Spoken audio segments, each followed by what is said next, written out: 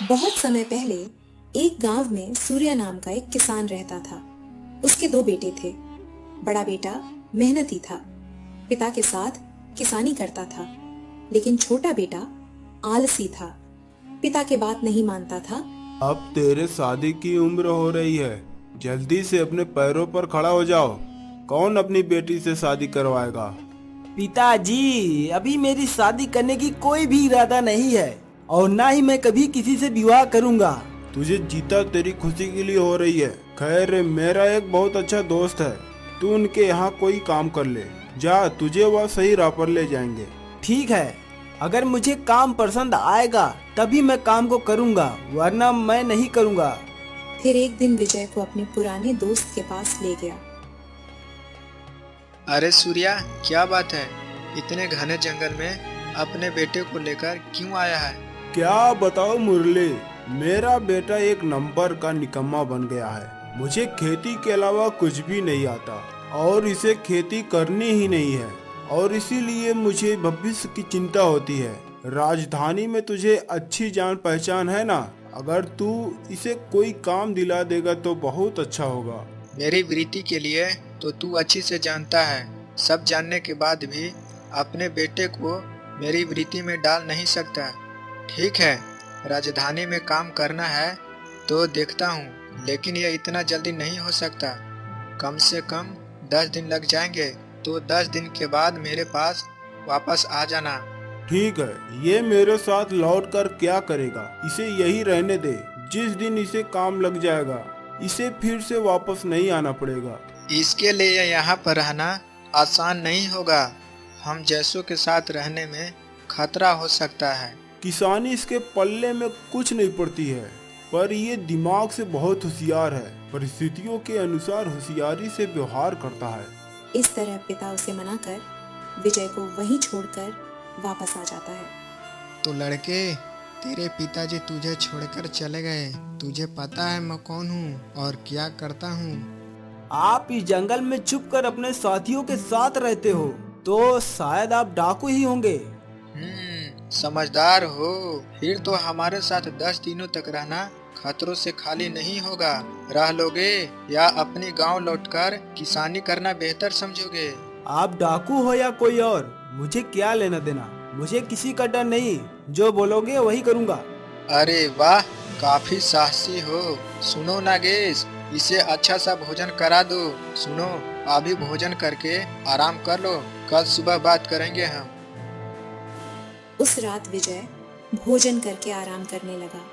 तभी उसने देखा एक बूढ़ा घड़ा लेकर जा रहा है। बाबा, आप कौन हो? क्या आपको पानी चाहिए? हाँ बेटा, मैं पानी के लिए जा रहा हूँ। मैं यहाँ का रसोइया हूँ, सबके लिए खाना बनाता हूँ। अरे, आप इतने बुढ़ापे में कबाड़ उठाकर ले जा रहे हो? दीजिए, मैं पानी लेकर आता हूँ, तब तक आप दूसरा काम कर लीजिए। मुझे सहायता की जरूरत नहीं है, मैं पानी ला सकता हूँ, पर आज मेरी तबीयत ठीक नहीं है। आज एक दिन के लिए तुम पानी लेकर दे दो, कल से इसकी जरूरत नहीं होगी, मैं खुद ही कर लूँगा। ठीक है बाबा, आप कबाड़ा मुझे दे दे, मैं ले जाऊँगा। मुझे बताए पानी के लिए किस ओर जाना होगा?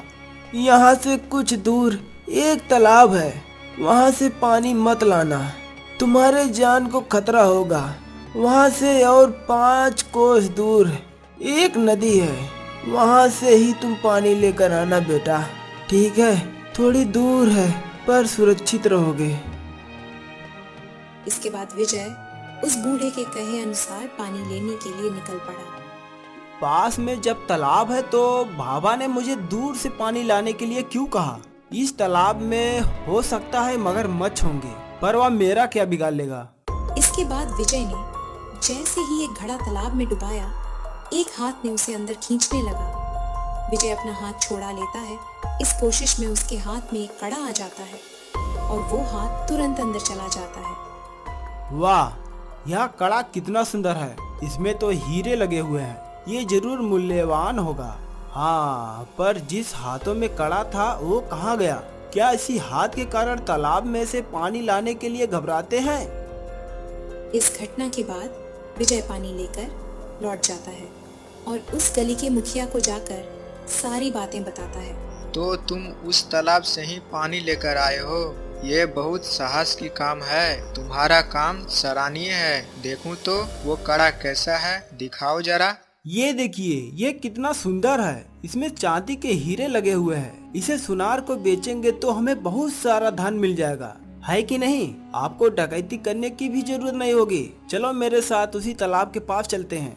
हाँ, ये काफी मूल्यवान है। हम इसे जानी व्यापारी को बेचेंगे, फिर जो धन मिलेगा उसे हम वापस में बांट लेंगे।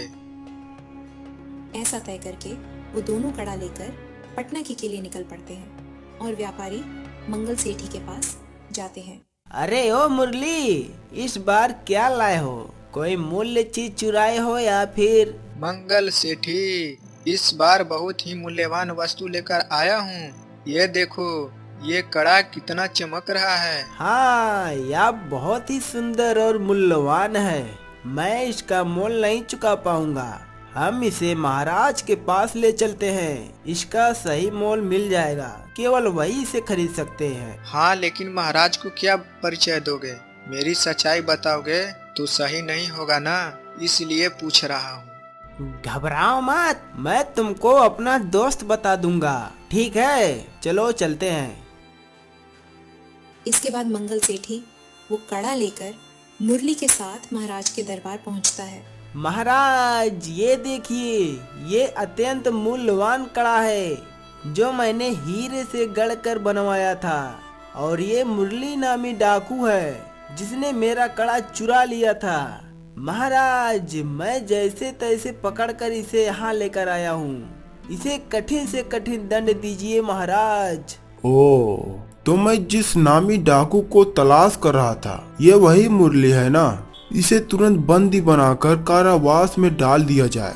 महाराज, एक बार मेरी भी बात सुन लीजिए। ये मंगल सेठी झूठ बोल रहा है। सच तो यह है कि मैंने ये कड़ा नहीं चुराया। मैं बताता हूँ कि ये कड़ा मुझे कहाँ से मिला। और इस तरह उस लड़के ने मुझे ये कड़ा दिया। मंगल सेठी अकेले कैसे ला सकता था महाराज?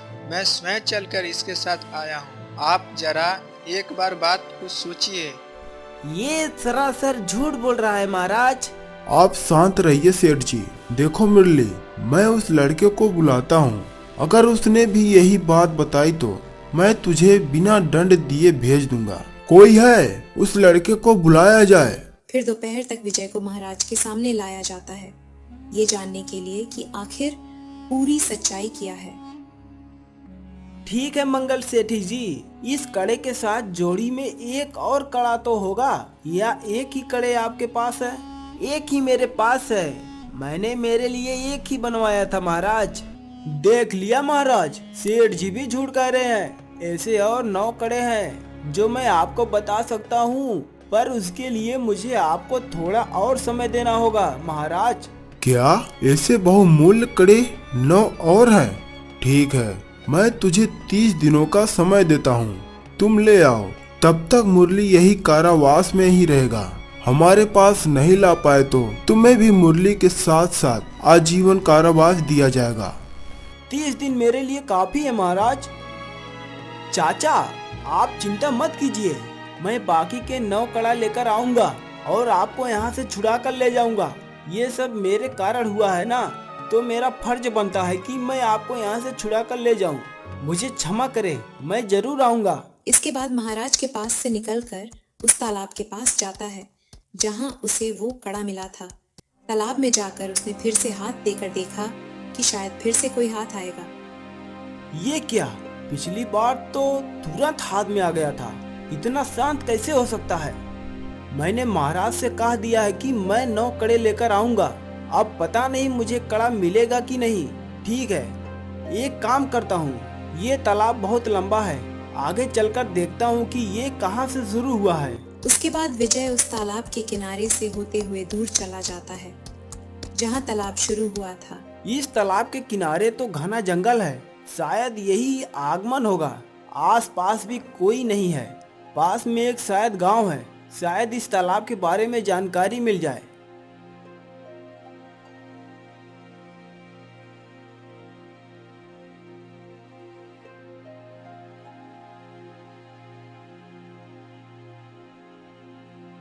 मुझे तो यह कोई धर्मशाला लगती है। यहाँ रुक कर आराम कर लेता हूँ। यहाँ तो बहुत से लोग आते जाते रहते हैं।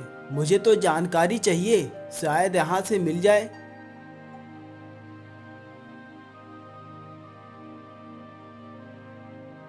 माई, मैं बहुत दूर से आया हूँ। यहाँ खाने और रहने की कोई बंदोबस्त हो सकता है? हाँ, मिल जाएगा बेटा, लेकिन ये बताओ कि तुम हो कौन? फिर विजय वो सारी घटना उस औरत को बता देता है जो उसके साथ हुआ है। मैंने इस तरह महाराज को वचन दिया है कि मैं और आपको 9 कड़े लाऊंगा। मेरे कारण मेरे पिता के मित्र धन भोग रहे हैं। उन्हें मुक्त करना मेरा कर्तव्य है माई। जैसे तुम सोच रहे हो वैसे कड़े के बारे में मुझे कुछ भी पता नहीं है। वैसे भी पूरा शहर शोक में डूबा है। राजकुमार का देहांत हो गया है। महाराजा बहुत ज्यादा दुखी हैं। अरे ये तो बहुत बुरा हुआ माई। सुना है राजकुमार तो बहुत जवान थे, लेकिन उनकी मृत्यु कैसे हुई भला? क्या पता बेटा, राजकुमार शिकार पर निकले थे, फिर अचानक से पता चला उनकी तो मृत्यु हो गई है। जिस तालाब के तुम बात कर रहे हो उसी के पास एक घना जंगल है। सिपाही ने बताया कि वहाँ से एक जानवर आया और राजकुमार को उठाकर अपने साथ ले गया। ये क्या? इसका अर्थ है कि किसी को पता नहीं कि राजकुमार का मृत्यु हुआ है कि नहीं। फिर क्यों उसे लोग मरा हुआ समझते हैं? राजकुमार मरे नहीं होंगे। अब जब विशाल जानवर उसे उठा कर ले गया तो अवश्य उसे मार कर खा गया होगा ना। दाल में जरूर कुछ काला है। राजकुमार जिंदा ही होंगे। माई, आपने कहा विशाल जानवर, क्या आप बता सकते हैं बाघ, भालू या हाथी था?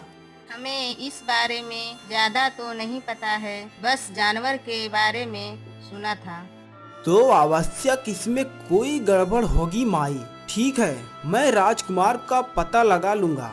इसके बाद विजय वहाँ से निकलकर जंगल की ओर चलने लगा।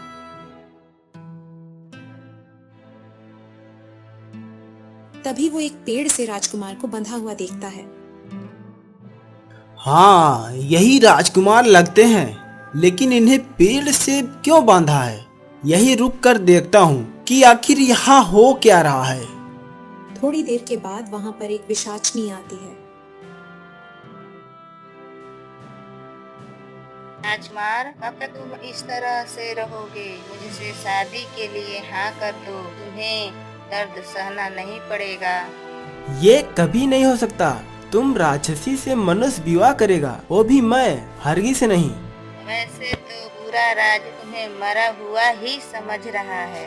अगर मैं तुम्हें मार भी दूं तो किसी को फर्क नहीं पड़ेगा। मुझे विवाह करने से तो अच्छा मुझे मर जाना बेहतर होगा। मुझे मार दो।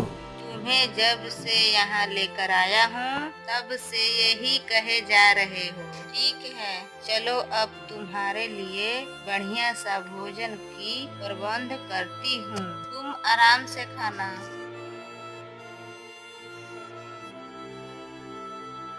आहा, खाने की तो बढ़िया महक आ रही है।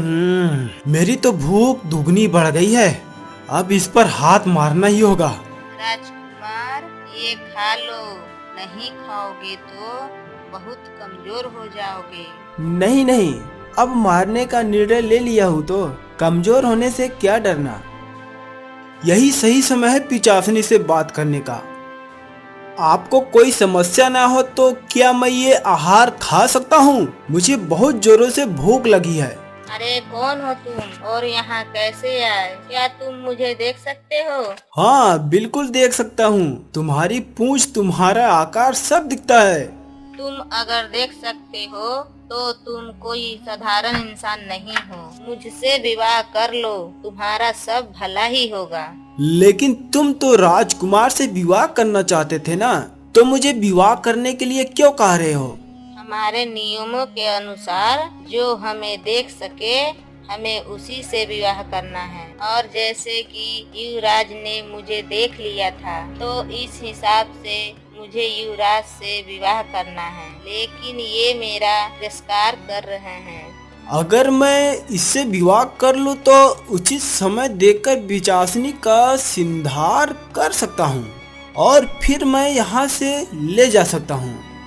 ठीक है, मैं तुमसे विवाह करने के लिए तैयार हूँ।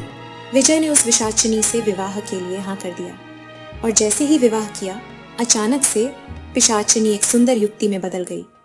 तुम पिशाचिनी नहीं हो तो तुम कौन हो? मैं एक यक्षिणी हूँ। अनजाने में हुई भूल के कारण ऋषि ने मुझे श्राप दिया था, जिस वजह से मैं पिशाचिनी बन गई थी। और जो हमें देख सकता है उसे विवाह करने के बाद इस श्राप से मुक्ति मिलती। तुमने मुझसे विवाह करने के लिए जैसे ही हाँ कर दी वैसे ही मैं श्राप से मुक्त हो गई। ओह, मैंने तुम्हें ज्यादा दुख दिया है, मुझे क्षमा कर दो। अब अपने राज में लौट सकते हो राजकुमार।